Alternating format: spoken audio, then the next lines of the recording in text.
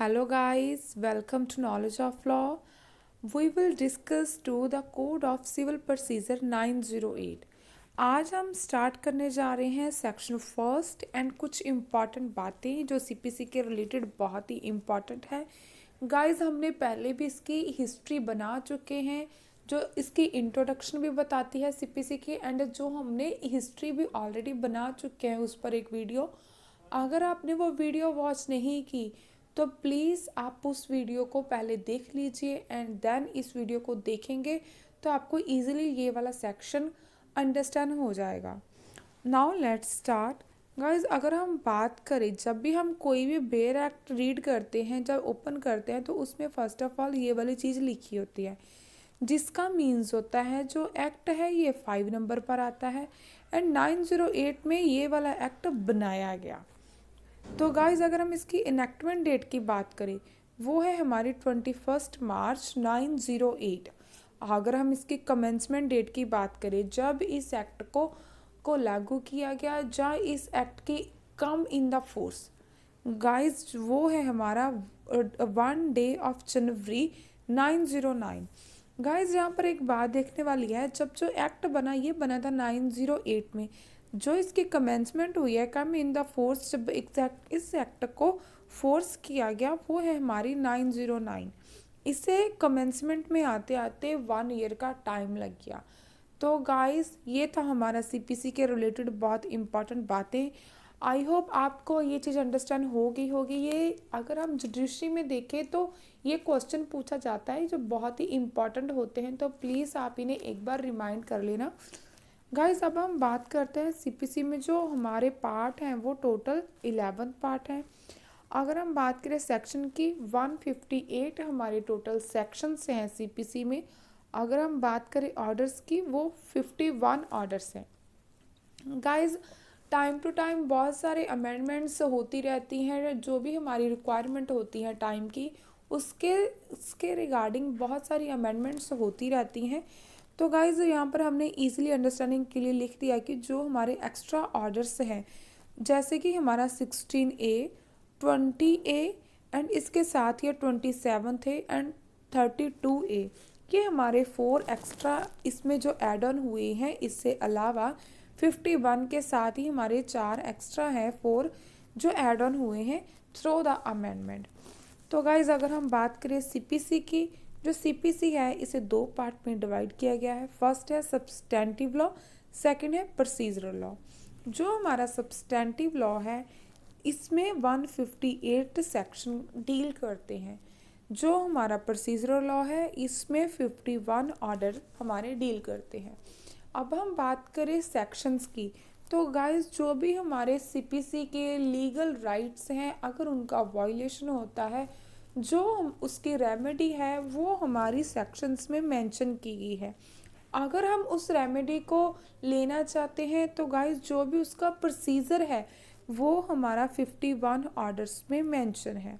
इसलिए section and plus order बहुत ही important है, मस्ट बी इम्पॉर्टेंट। गाइस अब हम स्टार्ट करते हैं सेक्शन फर्स्ट जो बताता है short title, commencement and extend.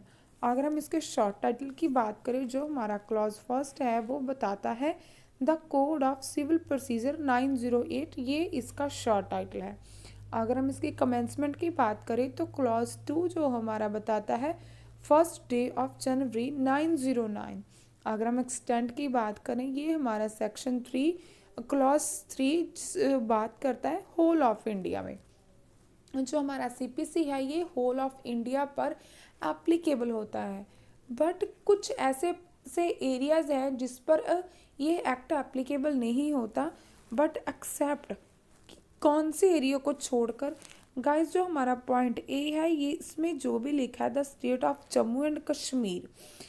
Guys ये पहले के अगर आप बेर एक्ट देखोगे तो उस पर पहले जम्मू एंड कश्मीर पर ये एक्ट एप्लीकेबल नहीं करता था, बिकॉज जो हमारी अमेंडमेंट हुई थी रीऑर्गेनाइजेशन एक्ट जो हमारा 2019 में अमेंडमेंट हुई थी, तो उसके थ्रू हमारा जो state and Jammu and Kashmir है अब ये इंडिया का एक पार्ट है।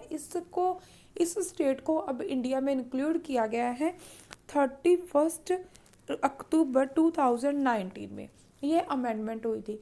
तो गाइज पहले अगर बेर एक्ट आप देखते हो तो उसमें ये चीज़ मेंशन थी। अगर आप अब के बेर एक्ट देखोगे तो उसमें ऐसे स्टार मेंशन किए गए हैं। हमने सिर्फ आपकी अंडरस्टैंडिंग के लिए ये चीज़ आपको मेंशन की।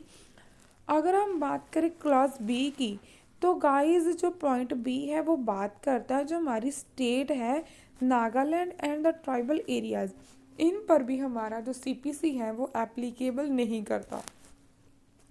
इसके साथ ही कुछ सीपीसी हमें अलग से प्रोवाइड करती है कि जो हमारी स्टेट गवर्नमेंट है ये हमें कंसर्न कर सकती है, हमें नोटिफिकेशन कर सकती है ऑफिशियल गज़ट के थ्रू कि जो हमारी सीपीसी की प्रोविजंस है इस एक्ट की वो हमारे नागालैंड की जो स्टेट है उस पर या उसके कुछ पार्ट पर या उसके कुछ ट्राइबल्स एरिया के ऊपर ये एक स्पेसिफाइड नोटिफिकेशन के थ्रू कुछ जहाँ भी इसमें कुछ भी मॉडिफिकेशन करके या सप्लीमेंटल वे से या इंसिडेंटल वे में कुछ स्पेसिफाइड कुछ भी करके अगर कुछ स्पेसिफाइड मेंशन करना है उसके थ्रू भी हमें नोटिफिकेशन कर सकती है ऑफिशियल गज़ट के थ्रू।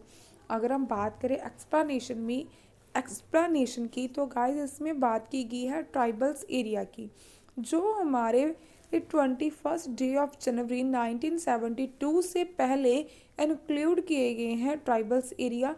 वो हमारे कॉन्स्टिट्यूशन के 6th शेड्यूल में जो उसका पैराग्राफ 20 में मेंशन है सेम एज इट इज़ वो ही हमारे ट्राइबल्स एरिया कंसीडर किए जाते हैं।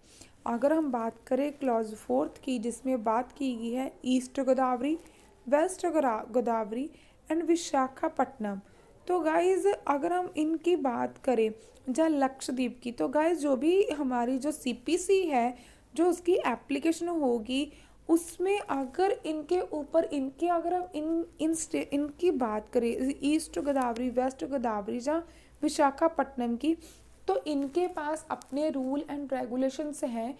बट इससे अलावा अगर कोई एप्लीकेशन सीपीसी के रिगार्डिंग लगती है, इनको कोई नीड होती है, तो गाइस उसमें कोई भी पक्षपात नहीं किया जाएगा। उसमें कोई भी ऐसा ऐसा कोई भी पक्षपात नहीं किया जाएगा। अगर हम बात करें हम सीपीसी के मीनिंग की, तो गाइस जो हमारा सीपीसी है जो जो प्रैक्टिस में होता है जो प्रैक्टिस होता है तो गाइस ये एक सिविल कोर्ट में केस जाते हैं सिविल मैटर्स के साथ रिलेटेड। तो अगर कोई भी कोर्ट में केस जाता है जो सिविल मैटर को रिलेट करता है, तो गाइस वो CPC code of civil procedure 908 के थ्रू ही उस केस को डील किया जाता है। अगर हम कोड की बात करें तो ये एक सिस्टमेटिक कलेक्शन करता है स्टैट्यूट की, जब बॉडी ऑफ लॉ की जो अरेंज करते हैं स्टैट्यूट्स एंड लॉज को, बट ये अवॉइड करते हैं इरेगुलरिटी एंड ओवरलैपिंग की। तो गाइज इसके साथ बात करें साइलेंट फीचर की, जो हमारा फर्स्ट पॉइंट है वो बात करता है कि इसमें शामिल किए गए हैं कंटेन किए गए हैं हमारे सिविल कोर्ट्स को। सिविल मैटर है तो ऑफ कोर्स वो सिविल कोर्ट में जाएंगे, तो इस पर ही ये इम्प्लीमेंटेड करता है। अगर हम इसके सेकंड पॉइंट की बात करें तो गाइस जो हमारा सीपीसी है ये हमें प्रोवाइड करता है हमारे लीगल राइट्स एंड लाइबिलिटी को। इस एक्ट के थ्रू ही इसे इन्फोर्स किया जाता है सीपीसी के थ्रू। तो गाइस अगर हम थर्ड पॉइंट की बात करें, ये एक special law and local law के साथ डील नहीं करता। अगर हम फोर्थ पॉइंट की बात करें जो हमारी सीपीसी है, ये टाइम टू टाइम इसमें जो भी रिक्वायरमेंट होती हैं टाइम की, उसके साथ इसमें बहुत सारी अमेंडमेंट्स होती रहती हैं। आई होप आपको ये वाला सेक्शन अंडरस्टैंड हो गया होगा। अगर आपको ये वाली वीडियो अच्छी लगे तो प्लीज़ इसे लाइक कीजिए, शेयर कीजिए एंड चैनल को सब्सक्राइब कीजिए एंड बेल आइकन को प्रेस कीजिए। जो भी वीडियो होगी जो भी कोई